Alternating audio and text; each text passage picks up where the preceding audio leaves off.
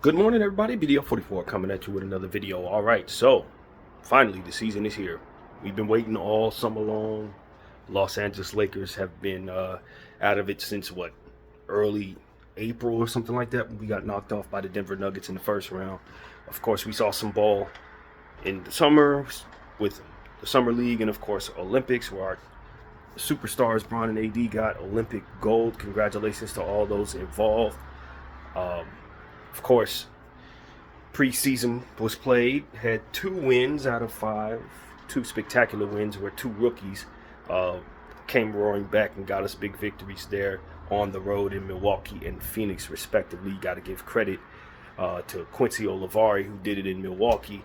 We gave a 2-way contract to him. He was able to beat out a guy that we've had for a couple years in our organization, Colin Castleton, for a spot. We're going to miss Colin Castleton, but we really appreciate what we have in Olivari.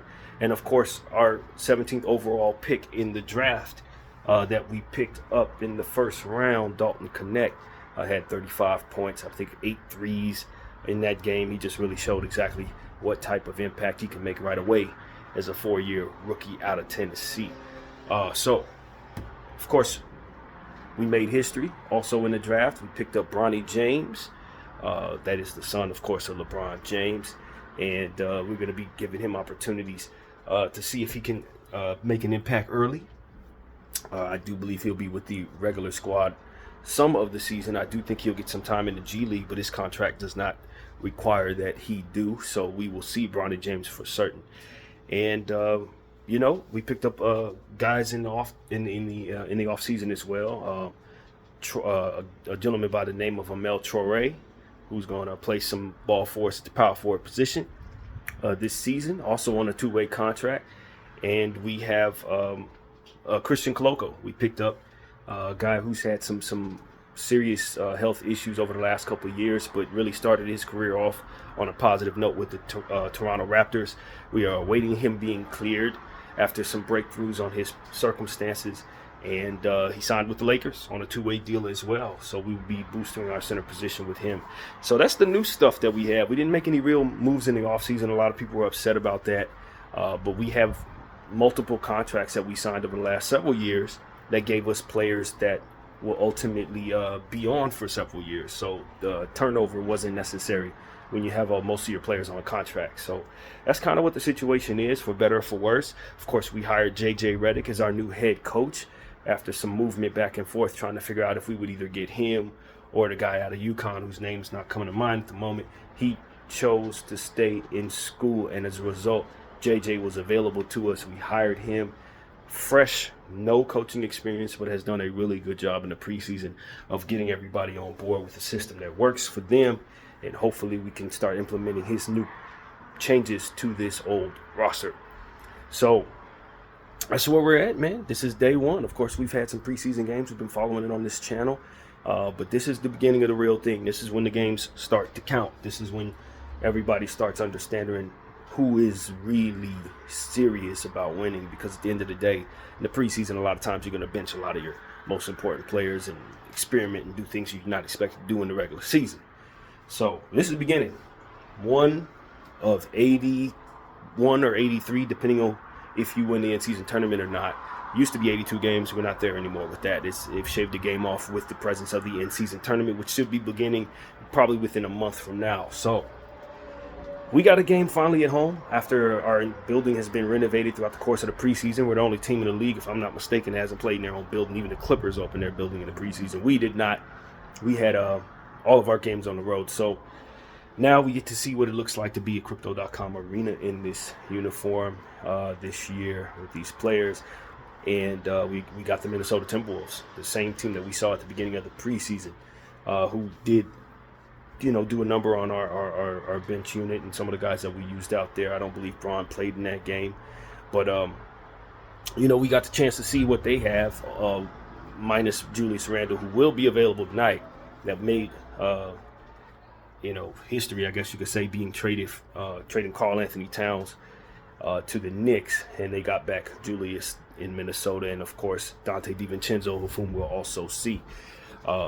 So this is a new look Minnesota team. Of course, Anthony Edwards is still there, one of the best young players. Also, someone who won Olympic gold with Bron and AD. This is a fantastic shooting guard. Probably going to be somebody who's going to be pushing people for MVP candidacy this season. Wouldn't shock me at all if that's what the reality is. So this is a very good team, to say the least. They went to the Western Conference Finals last year after a nice long playoff run where they ultimately got knocked off by the Dallas Mavericks en route to the NBA Finals. And, this is really one of those situations where, they probably want to make it right. Moving on from Karl Towns is a big deal, one of the best players they've had in their organization's young time. And but I think this is a situation where they're bringing in Julius and Dante, and it boosts their overall bench depth, and I think will increase their pace as a team quite a bit, which does cater itself to Anthony Edwards and their newly acquired rookie tandem, Terrence Shannon Jr. and Rob Dillingham, of whom they picked up in the first round. Dillingham, someone they traded for with the Spurs. So this is a situation where they're coming in with some fresh, new, young talent, fast-paced, high-scoring talent, and not to mention that they have a few guys on their bench that in the preseason show glimpses of being opening to breaking out, basically. Guys by the name of Luka Garza, who's in some of the best shape I've seen of anybody in this league right now. He just looks like he's ripped up, man, and is playing like it too. And Josh Minott, who looks like he's about to break out of nowhere. Somebody that they've had on their bench for a couple years that they barely used. He looked fantastic against us in the preseason and did in other games as well. So we're going to have to pay attention to their bench because it's overall getting better just off the strength of those players improving. Still got Mike Conley on the team. Still got Jaden McDaniels, one of the best defensive players on the planet. Also still with this unit. It's at the end of the day, Rudy Gobert is still the defensive player of the year, whether you like it or not, several times over.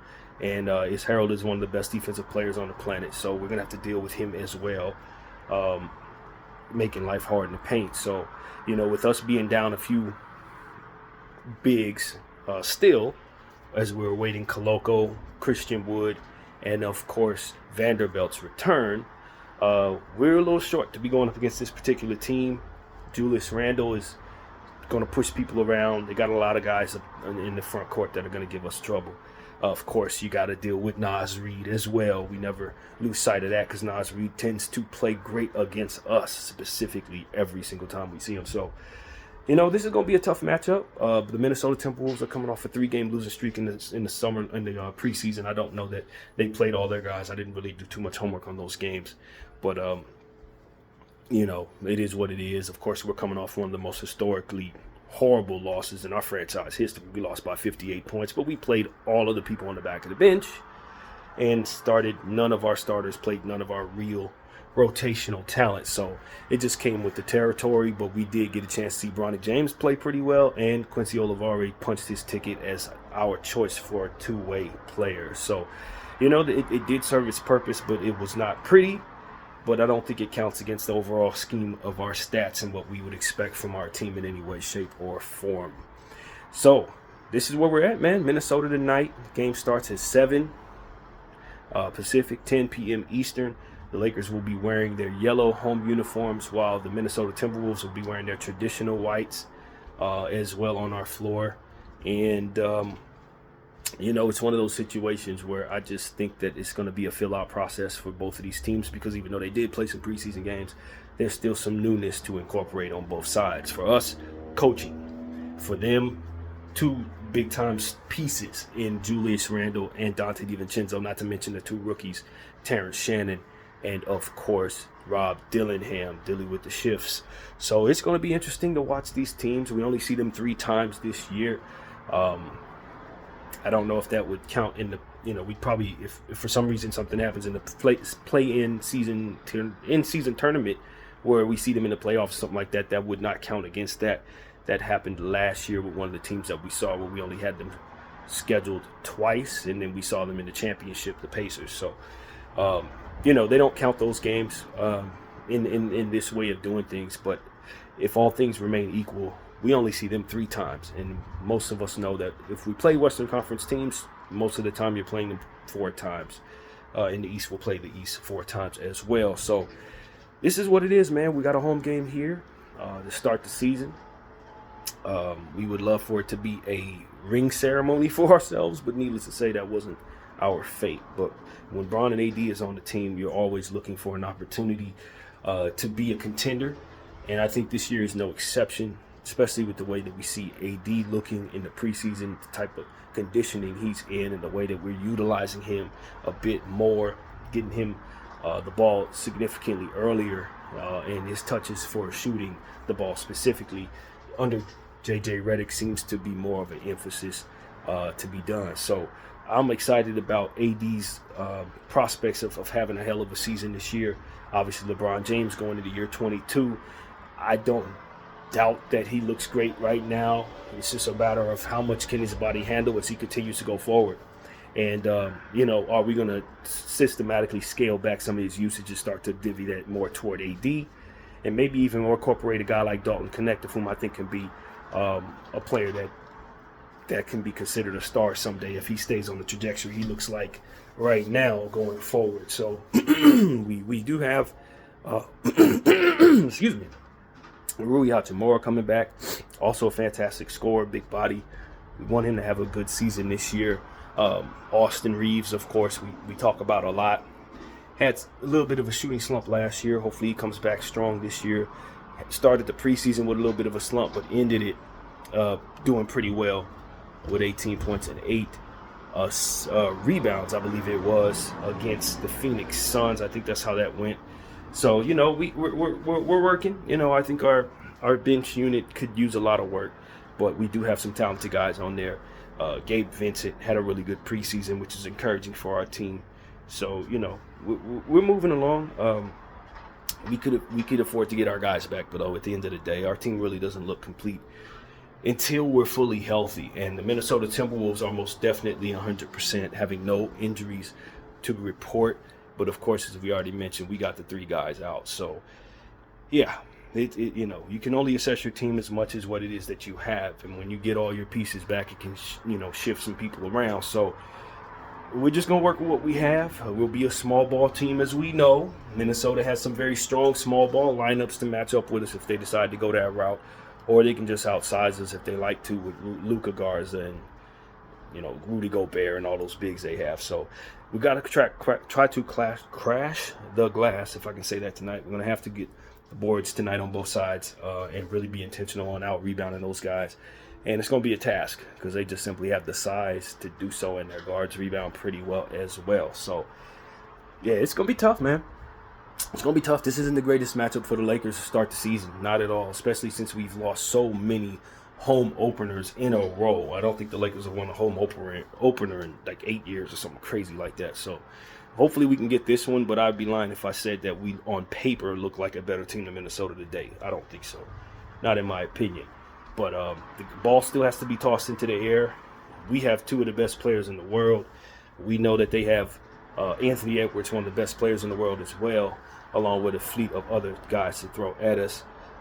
So, we're just going to go out there and do what we do. I don't know if our coach is intentional on going 9 deep, as he hinted he was interested in doing. Didn't really look all that great when we did it in the preseason, but I think that we also proved that some of our bench depth isn't really up to par at this moment with some of our younger players like Jalen Hood-Schifino and Bronny James and Max Lewis not necessarily being ready to contribute at a high level. Max Christie is somebody we're going to be seeing a lot more of this year. He didn't get as many minutes last year, but with the exodus of Taurean Prince to the Milwaukee Bucks following our coach over there as well, as an assistant in Milwaukee, we have opportunities for Max Christie to really get some minutes this year, and we're excited about that. I think Max Christie has already proven that he's a heck of an on-ball defensive player, an athlete, somebody who can rebound the ball, someone who can hit some shots.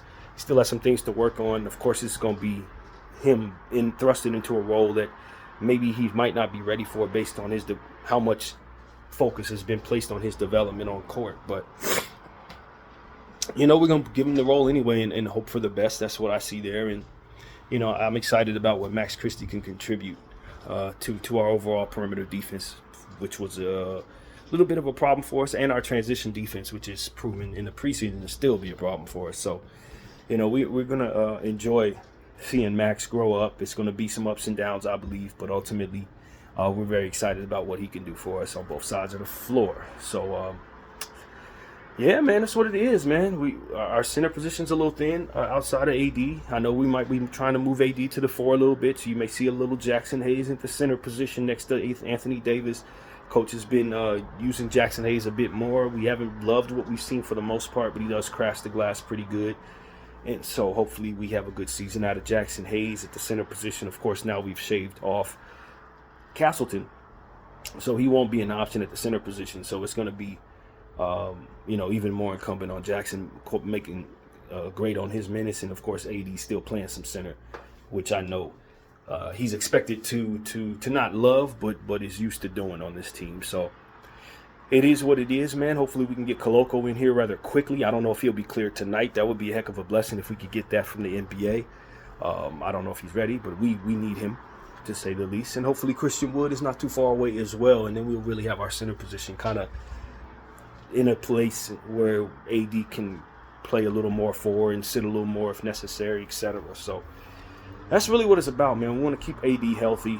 And it's hard to do that when everybody who's big is sitting. That's what it really comes down to. So, yeah, man, we'll make do for now. I know AD's ready for the challenge, and that'll be what we have tonight. So, yeah, man, I'm super excited about this situation. I think we have a good team.